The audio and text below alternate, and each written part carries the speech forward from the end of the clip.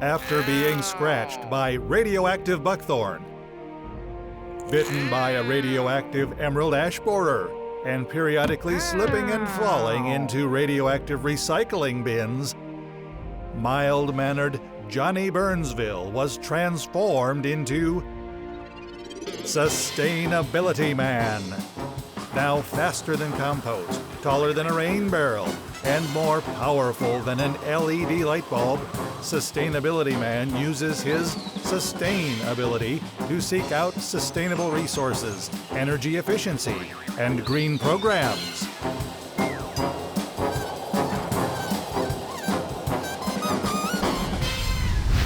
I am Sustainability Man. I have come to Burnsville in search of green projects and sustainable resources. Today, I am joined by two very special guests. Josna Harris from Climate Generation, a Will Steger Legacy Education Coordinator. Thank you so much for being here. And Dr. John Abraham from the University of St. Thomas, a professor and a foremost expert in climate science. Thanks so much. Thank you for joining me today.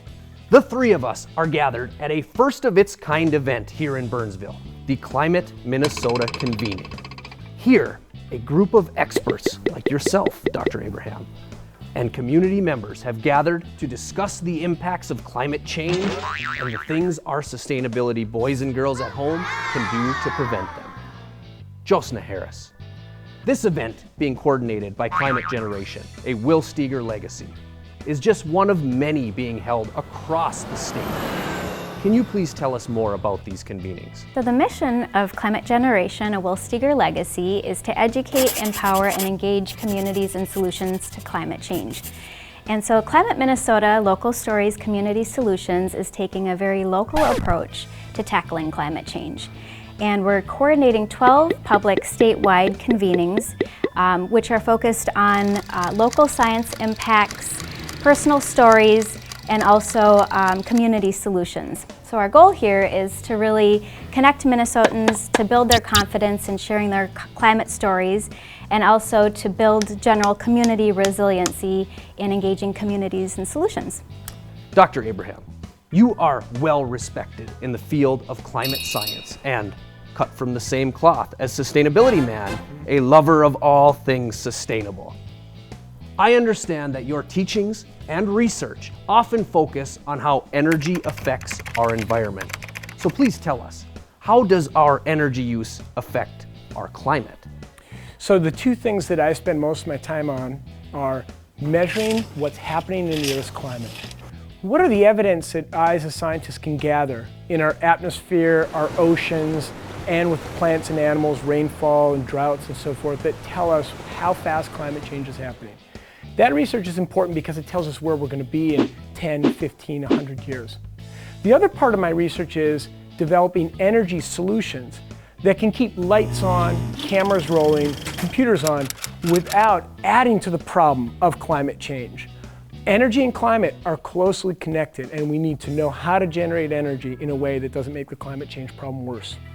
Now, Dr. Abraham, like Sustainability Man, you appear to have some superpowers of your own, one of them being able to look into the future. If we do not make a change, what does that future look like? We have a choice here. We can either choose to ignore this problem and hope it goes away and live life as we've lived it for the past century, or we can embark on a new path where we maximize clean, renewable energy nationally, internationally, and in our daily lives. If we choose to ignore this problem, we are going to have a number of things that will happen that will impact our lives, the lives of the people here today. We're going to have more extreme weather, more extreme droughts in some parts of the United States, more extreme floods in other parts. We're going to have more intense storms. We're going to have sea level rise. We expect about 1 meter of sea level rise. That's about 3 feet of sea level rise by 2100. If we choose to ignore them, it's going to be very expensive to deal with. Food production will be more expensive. There'll be more extreme weather events, threats to our infrastructure and cities. But if we choose to take action now, not only will we save money by reducing our energy use, we'll preserve this quality of life for our future generations. For me, it's a clear choice. Now that leads me to my next question for you, Josna Harris. This convening is going to focus a lot on what we can do at home, starting small and starting local, to help prevent climate change. Can you please give us some examples of what we can do at home? Well, there are a lot of small steps that people can take, but we recognize that people don't always know where to go to know what steps to take.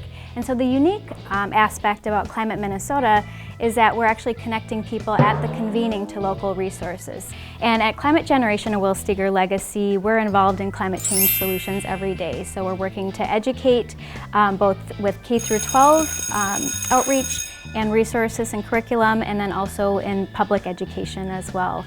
We can compost kitchen waste. We can use more efficient electrical lighting solutions in our houses. We can drive less or use more fuel-efficient cars. We can insulate our houses.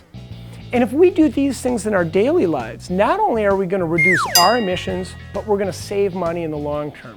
So we're looking for common sense solutions that people can do right here, right now, today, and make an impact. It's about starting small and starting local.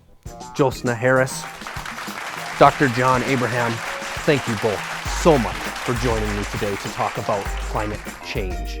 Now, my sustainability sense tells me that I must be off. But until next time, remember, you too can use your sustainability.